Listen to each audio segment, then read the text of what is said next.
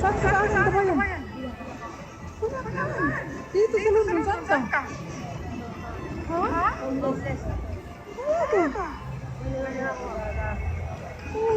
Tama ba yung narinig ko? Galing siya ng Abu Dhabi. So, isa rin ba ito sa mga kasambahay na sinasama ng amo dito sa UK tapos pagdating dito tumatakas? Maraming ganitong OFW, mga galing Middle East pagdating dito. Akala nila madali makahanap ng trabaho.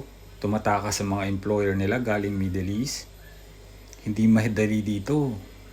Ako na nagsasabi sa inyo, hindi madali makahanap ng trabaho dito lalo kung wala kang right to work.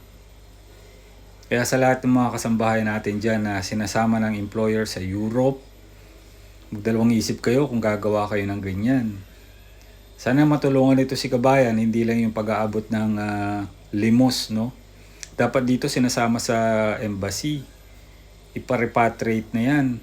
Sa lamig ngayon dito sa UK, ewan ko na lang. Ay nako.